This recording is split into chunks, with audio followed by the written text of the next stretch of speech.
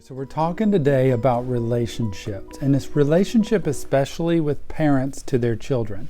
One of the hardest things to do as a parent some days is actively love your children. All of us parents love our children, but some days it gets hard with work and routine and clothes to clean and bills to pay and appointments to go to. That attitude or entitlement or behavior from children that we just get frustrated by. One of the things I want you to hear is that there's a way to deal with this.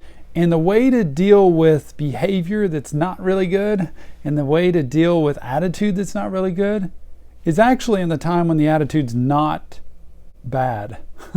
So when things are okay, you build relationship.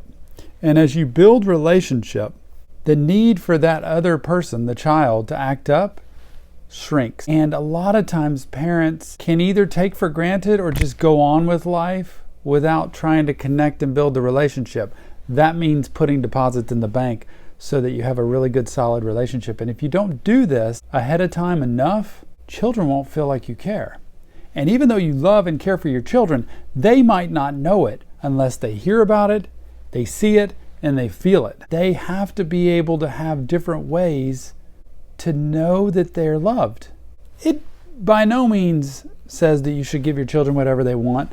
I definitely don't agree with that, and I think our society has gone full circle into children and young adults today who feel like they can kind of just do what they want when they want to, and they're just entitled to this life that they live in with their parents today. So to combat that, you have to build strong relationship, have firm boundaries, and let children take responsibility for their choices. But if you do let children take responsibility for their choices, they're going to grow up to be more capable, confident adults because they've learned to live with disappointment and they've learned to feel success. But let's get back to the feelings, relationship, connection.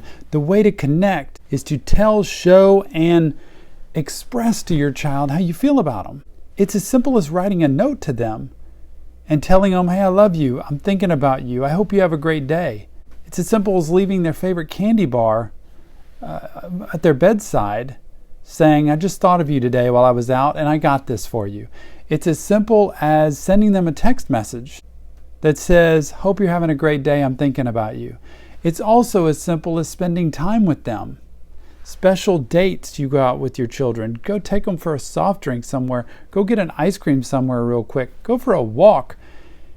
It is something that no matter the age of your child, if you establish routine, it will help them to feel loved. My youngest son is 15 years old, and we still, on Thursday mornings before school, go to Donuts with Dad. Go get donuts, hang out in the car before school, and talk about just regular stuff. Because I want him to know I care about him. And I love tradition, routine, and doing things that he can count on. When you say something to your child that expresses love, they feel it. When you show your children something by leaving a candy bar or a note, or showing just your expression of love with a hug, they feel it. And when you do these things consistently, even when you're frustrated with them, you can still show them and tell them you love them. It doesn't mean it's all okay and everything's good.